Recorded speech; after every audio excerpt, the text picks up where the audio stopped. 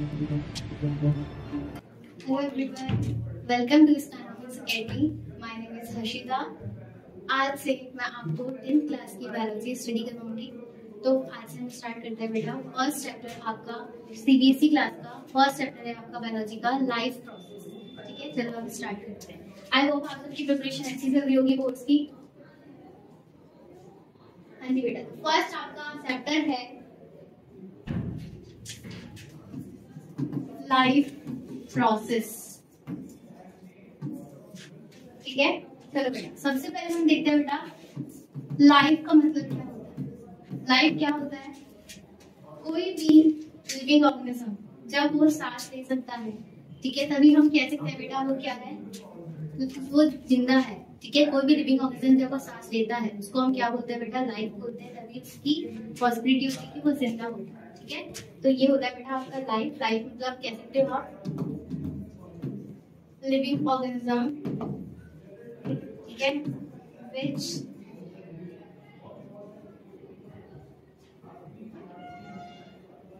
which can survive। ठीक है, चलो नेक्स्ट बेटा, अगर मैं आपसे पूछूं कि कोई भी लिविंग ऑर्गेनिज्म या लिविंग थिंग आप कैसे बोलोगे कि कोई भी लिविंग है, उसकी कैरेक्टरिस्टिक्स आप क्या बताओ? Characteristics of living beings. Living being की क्या क्या कैरेक्टरिस्टिक्स हैं? देखो, सबसे पहला आपका कैरेक्टरिस्टिक्स होगा बेटा ग्रोथ। सबसे पहला फैक्टर आता है, अगर आप देख के बता सकते हो कोई भी लिविंग ऑर्गेनिज्म को कि सबसे पहला फैक्टर क्या होगा बेटा, आपका ग्रोथ होगा। ठीक है, ग्रोथ कोई भी लिविंग ऑर्गेनिज्म है उसका increase the number of cells. ठीक है, increase the number of size या फिर मास बोल सकते हैं। इसे हम क्या बोलेंगे बेटा, ग्रोथ बोलेंगे। ठीक है, अच्छा मेरे को बताओ कोई भी लिविंग ऑर्गेनिज्म में या फिर नॉन लिविंग में जो आपका ग्रोथ फैक्टर है ये डेफिनाइट होता है या डिफाइन होता है? तो बेटा जो आपका ग्रोथ फैक्टर होता है ये आपका क्या होता है, इनडेफिनाइट प्रोसेस होता है। कैसे? जो बेटा आपके नॉन लिविंग ऑर्गेनिज्म भी होते हैं उनमें भी क्या होता है बेटा, ग्रोथ फैक्टर होता है। आपने सुना होगा जब भी माउंटेन्स होते हैं, ग्लेशियर्स होते हैं, ग्लेशियर्स में जब आपकी आइस जम जाती है तब वो क्या हो जाता है, उसकी हाइट इंक्रीज हो जाती है। बट जब वो मेल्ट होने लग जाएंगे तो उनकी हाइट क्या हो जाती है, डिक्रीज होने लग जाती है। तो ये बेटा फैक्टर कैसा आपका ग्रोथ फैक्टर, इनडेफिनाइट फैक्टर। ये आपका लिविंग में भी होता है, नॉन लिविंग में भी। ठीक है, नेक्स्ट बेटा आपका फैक्टर होगा metabolism.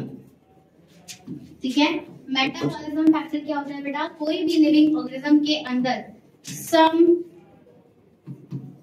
Total number of chemical reaction का होना। ठीक है, किसी भी लिविंग ऑर्गेनिज्म की बॉडी में कोई भी केमिकल रिएक्शन का होना। ठीक है, केमिकल रिएक्शन बेटा दो तरीके की होगी आपकी, एक होती है बेटा एनाबॉलिज्म, एक होती है बेटा आपकी कैटाबॉलिज्म। ठीक है, एनाबॉलिज्म का मतलब होता है बेटा फॉर्मेशन ऑफ केमिकल रिएक्शन। ठीक है, और कैटाबॉलिज्म का मतलब होता है बेटा आपका break down of chemical reaction.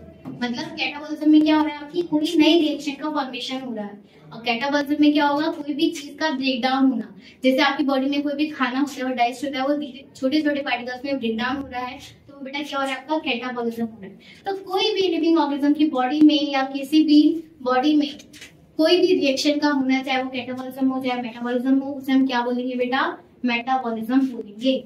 ठीक है, नेक्स्ट फैक्टर आता है बेटा आपका, थर्ड फैक्टर आएगा आपका रिप्रोडक्शन।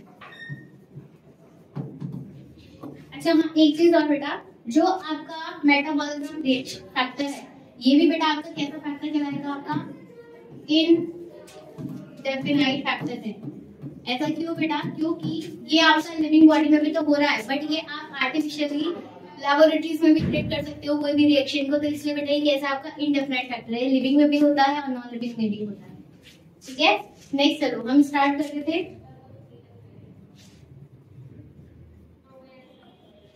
नेक्स्ट बेटा हम स्टार्ट करते थे, आपका थर्ड फैक्टर हमने लिखा था रिप्रोडक्शन। रिप्रोडक्शन क्या होता है बेटा?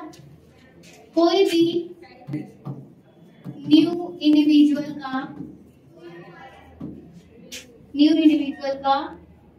गिव राइज होना, मतलब किसी भी न्यू इंडिविजुअल का जन्म होना, उसे हम क्या बोलते हैं बेटा? रिप्रोडक्शन बोलते हैं। ठीक है, अब देखो रिप्रोडक्शन हमने आपने पहली क्लासेस में पढ़ा होगा। रिप्रोडक्शन दो तरीके का होता है, एक होता है बेटा आपका एसेक्सुअल रिप्रोडक्शन और एक होता है बेटा आपका सेक्सुअल रिप्रोडक्शन।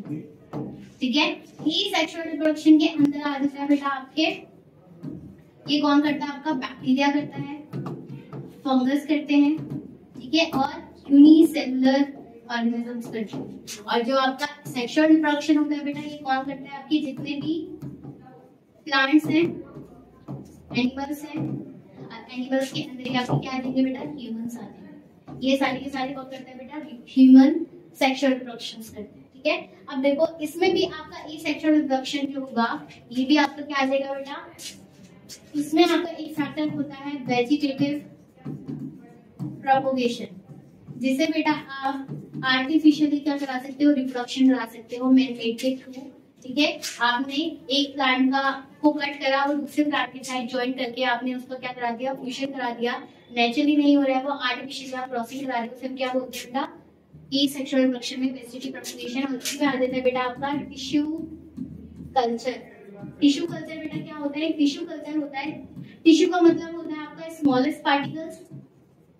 ठीक है, स्मॉलेस्ट पार्टिकल्स मतलब आप किसी भी प्लांट का या फिर किसी भी लिविंग ऑर्गेनिज्म का स्मॉलेस्ट पार्टिकल को ले रहे हो, सेल को या टिश्यू को ले रहे हो, उसको आप लेबोरेटरी में ग्रो करवा रहे हो। ठीक है, आर्टिफिशियली क्या एनवायरनमेंट क्रिएट करके, जिसे हम क्या बोलते हैं बेटा? इन विट्रो कंडीशन बोलते हैं, तो उसे हम क्या बोलेंगे बेटा? टिश्यू कल्चर बोलेंगे। ठीक है, तो बेटा आपको जो रिप्रोडक्शन फैक्टर है, ये भी कैसे है बेटा? आपका इनडेफिनाइट फैक्टर। ठीक है, नेक्स्ट आगे बढ़ते हैं बेटा। नेक्स्ट आपका फोर्थ फैक्टर आता है बेटा आपका कॉन्शियसनेस। कॉन्शियसनेस का मतलब होता है बेटा रिस्पॉन्ड टू स्टिमुलाई। मतलब स्टिमुलाई वर्ड का मतलब क्या होता है बेटा? किसी भी चीज को फील करना। आप किसी भी चीज को फील कर सकते हो, उसे हम क्या बोलते हैं बेटा? स्टिमुलाई बोलते हैं। तो कोई भी जो लिविंग ऑर्गेनिज्म होता है, ये एक ऐसा फैक्टर है जो कि सिर्फ लिविंग ऑर्गेनिज्म में होता है। ये कैसा है बेटा? आपका डिफाइन फैक्टर है, जो कि सिर्फ क्या होता है बेटा?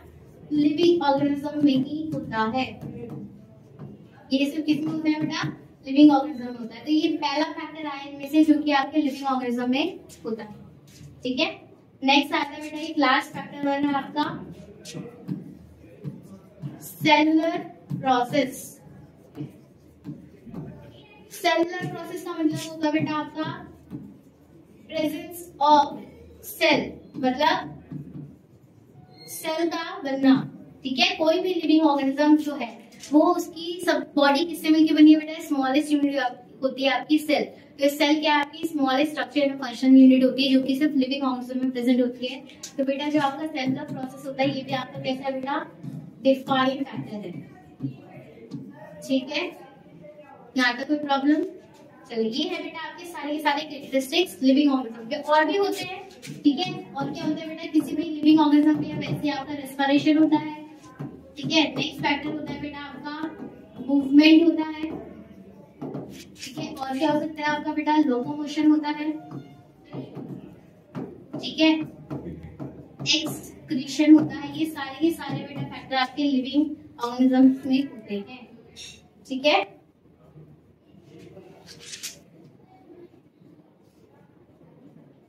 हाँ जी बेटा, चलो अब हम स्टार्ट करते हैं बेटा आपका मेन टॉपिक।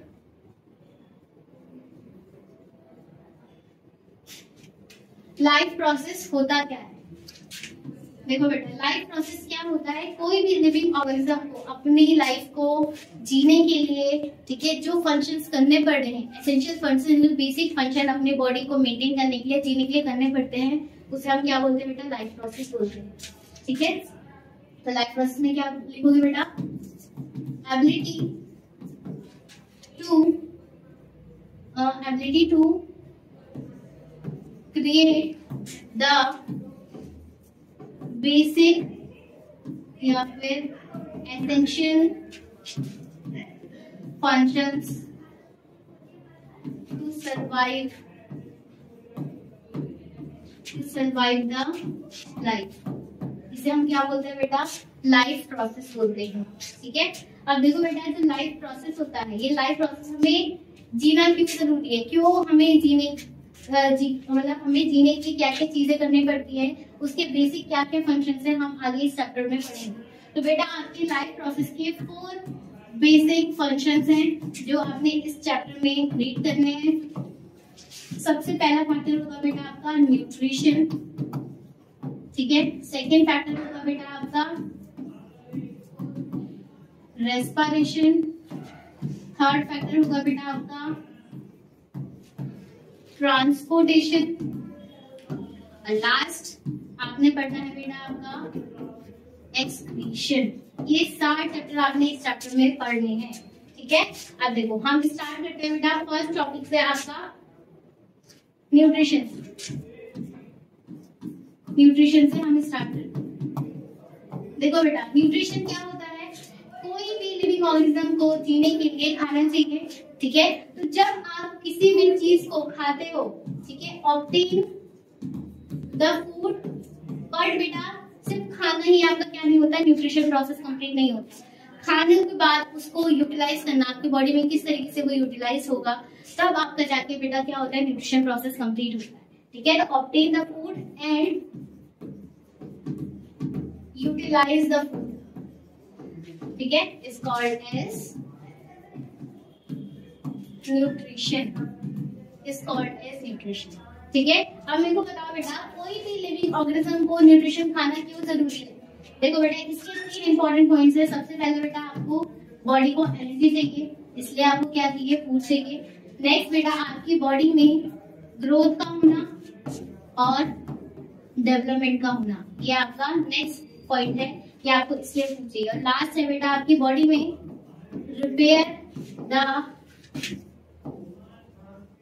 Damage part. ठीक है, जब कभी बेटा आपके हाथ में या किसी भी लिविंग ऑर्गन में चोट लग जाती है तो उसमें सेल में या टिश्यू को रिपेयर होने के लिए क्या चाहिए, न्यूट्रिशन चाहिए। तो इसलिए बेटा आपके 3 फैक्टर की वजह से आपको क्या चाहिए, न्यूट्रिशन चाहिए होता है। ठीक है, अब नेक्स्ट बेटा आपका जो न्यूट्रिशन होता है, ये हम अगेन 2 टाइप्स में डिवाइडेड करते हैं न्यूट्रिशन को। सबसे पहला टाइप होता है बेटा आपका ऑटोट्रॉफ न्यूट्रिशन, ऑटोट्रॉपिक न्यूट्रिशन। ठीक है, और नेक्स्ट होता है बेटा आपका हेटेरोट्रॉपिक न्यूट्रिशन। ये 2 तरीके के आपने इस चैप्टर में न्यूट्रिशन पढ़े। सबसे पहला बेटा आपका ऑटोट्रॉपिक न्यूट्रिशन क्या होता है? कोई भी लिविंग ऑर्गेनिज्म जब अपना खाना खुद बना रहा है, किसी और पे डिपेंड नहीं है, सिर्फ अपना खाना खुद बना रहा है, किसकी हेल्प से, इन्वायरमेंटल फैक्टर की हेल्प से, इनऑर्गेनिक सब्सटेंस की हेल्प से। इनऑर्गेनिक सब्सटेंस क्या होंगे बेटा? आपके इन्वायरमेंट में CO2 प्रेजेंट होता है, सनलाइट प्रेजेंट होती है, वाटर प्रेजेंट होता है, इन सब की हेल्प से जो अपना खाना खुद बना रहा है उसे हम बोलते हैं बेटा ऑटोट्रॉफ न्यूट्रिशन। इसके एग्जाम्पल क्या होंगे बेटा? आपके ग्रीन प्लांट्स, जितने भी आपके ग्रीन प्लांट्स होते हैं बेटा क्या होते हैं आपके ऑटोट्रॉपिक न्यूट्रिशन। ठीक है, which make their own food from simple inorganic material। ठीक है, सिंपल इनऑर्गेनिक मटेरियल बेटा क्या होगा आपका? CO गैसेस हो गई, वाटर हो गया, सनलाइट हो गई, ये सारे के सारे आपके फैक्टर हो गए बेटा इसके इनऑर्गेनिक सब्सटेंस की। इनकी हेल्प से जो खाना बनाते हैं अपने आप को क्या बोलते हैं? Autotrophic nutrition. इसके बेटा एग्जांपल क्या होंगे आपके? Green plants. एक एग्जांपल और आता है बेटा यहाँ पर आपका ऑटोट्रॉपिक बैक्टीरिया, ये भी अपना खाना खुद ही बनाते हैं। ठीक है, ये हो गया आपका बेटा ऑटोट्रॉपिक न्यूट्रिशन। ठीक है, चलो नेक्स्ट पेज में हम स्टार्ट करते हैं बेटा हेटेरोट्रॉपिक न्यूट्रिशन। लास्ट टॉपिक है आपका आज का हेटेरोट्रॉपिक न्यूट्रिशन क्या होता है? अब देखो बेटा, ये ऑटोट्रॉपिक का अपोजिट होगा ऐसे लिविंग ऑर्गेनिज्म जो अपना खाना खुद प्रिपेयर नहीं करते हैं, दूसरों पे डिपेंड है अपनी लाइफ को प्रोसेस करने के लिए, उसे हम बोलते हैं बेटा हेटेरोट्रॉपिक न्यूट्रिशन। ठीक है, देखो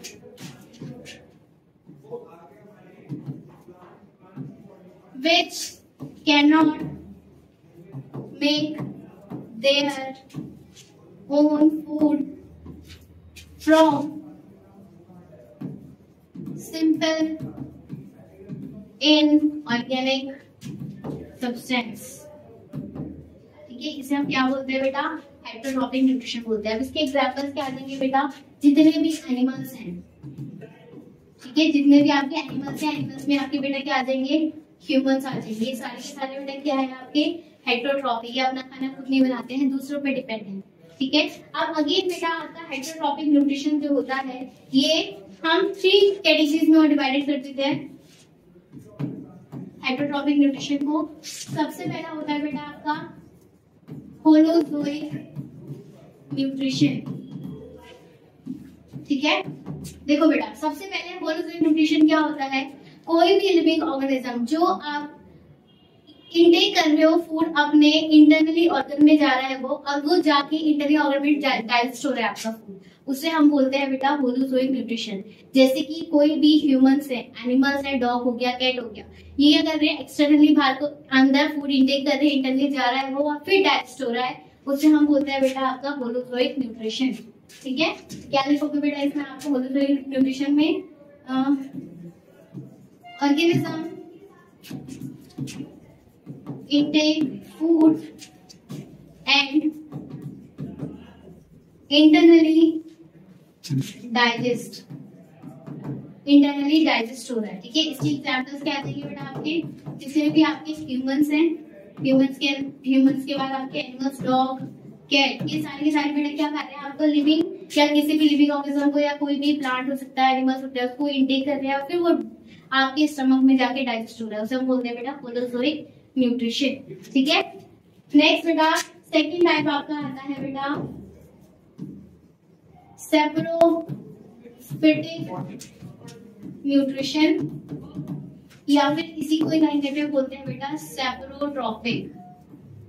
ठीक है, सैप्रोफिटिक या फिर सैप्रोट्रॉपिक दोनों सेम ही है। ठीक है, नेक्स्ट बेटा सैप्रोट्रॉपिक न्यूट्रिशन क्या होगा, ऐसे लिविंग ऑर्गेनिज्म जो अपना खाना का न्यूट्रिशन कहाँ से ले रहे हैं, dead and decaying plants and animals से कंज्यूम कर रहे हैं, अपना लाइफ प्रोसेस कंटिन्यू कर रहे हैं, उसे हम क्या बोलते हैं बेटा सैप्रोफिटिक न्यूट्रिशन। जैसे आपने देखा होगा, देखो जैसे फॉर एग्जांपल कोई भी dead and decaying plants and animals है, जो मर चुका है एनिमल, उसकी बॉडी में क्या लग जा रहा है, कीड़े या फिर लीच या कोई भी चीज उसे खा रही है, फंगस, बैक्टीरिया, कोई भी चीज खा रही है, उसे हम क्या बोलते हैं बेटा saprophytic.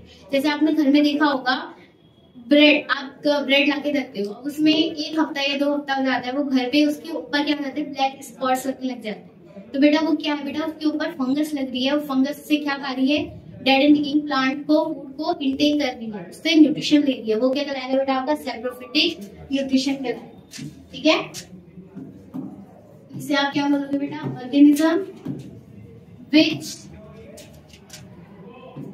intake nutrition in dead and decaying plants and animals से। क्या उसे हम क्या बोलते हैं बेटा सैप्रोफिटिक न्यूट्रिशन बोलते हैं। इसके एग्जाम्पल क्या आ जाएगा बेटा आपका, फंजाई। फंजाई में क्या आता है, जो मैंने आपको अभी एग्जाम्पल दिया, ब्रेड मोल्ड्स, ठीक है, आपकी मशरूम, ठीक है, और एक और एग्जाम्पल है बेटा आपकी ईस्ट। ये सारे के सारे एग्जाम्पल होते हैं बेटा आपका सैप्रोफिटिक न्यूट्रिशन के। ठीक है, नेक्स्ट आता है बेटा आपका लास्ट टाइप है पैरासिटिक न्यूट्रिशन। देखो बेटा पैरासिटिक न्यूट्रिशन क्या होगा, इसमें आप कोई भी डेड एंड डिकेइंग प्लांट्स का यूज नहीं कर रहे हो, आपकी एक प्रॉपर होस्ट बॉडी है और उस होस्ट बॉडी के ऊपर ही कोई लिविंग ऑर्गेनिज्म जाता है और उसका फूड इंटेक कर रहा है, उसकी न्यूट्रिशन से, उसकी बॉडी से न्यूट्रिशन इंटेक कर रहा है, उसको बिना हार्मफुल करे, उसको अगर ज्यादा सीवियर केसेस में तब हार्मफुल होगा, बट अदरवाइज वो उसकी बॉडी से न्यूट्रिशन ले रहा है लिविंग उस बॉडी से, उसे हम क्या बोलेंगे बेटा पैरासिटिक। जैसे एग्जाम्पल दो मैं आपको, किसी भी एनिमल्स में या फिर ह्यूमंस में बालों में किसी की जू लग जाती है, ठीक है, जू हो जाती है, तो जू क्या है आपकी, आप क्या हो, एक होस्ट बॉडी हो और आपकी बॉडी में एक पैरासाइट आ चुका है जो आपके हेड से क्या ले रहा है, न्यूट्रिशन ले रहा है, न्यूट्रिशन इनटेक कर रहा है, फूड ले रहा है, तो वो आपको हार्मफुल नहीं कर रहा है। इन सीवियर केसेस में हो सकता है हार्मफुल, बट नेचुरली नहीं होगा। तो ये बेटा क्या कहलाएगा आपका, पैरासिटिक न्यूट्रिशन, ठीक है। इसमें बेटा आपकी क्या रहेगी, एक होस्ट बॉडी रहेगी, ठीक है, और क्या रहेगा, एक पैरासाइट बॉडी रहेगी, ठीक है। तो कोई भी organism which intake food from living host body, ठीक है। एग्जाम्पल मैंने आपको बताया अभी, लाइज हो गया, और आपने एक एग्जाम्पल सुना होगा लीच। लीच क्या करता है, किसी की बॉडी में भी चिपक जाते हैं, तो उसकी बॉडी से वो खून को इनटेक करता है और उसकी बॉडी से वो न्यूट्रिशन ले रहा है, तो बेटा वो भी आपके एग्जाम्पल है, ठीक है। ये हो गए बेटा आपके सारे के सारे हेटेरोट्रॉपिक न्यूट्रिशन।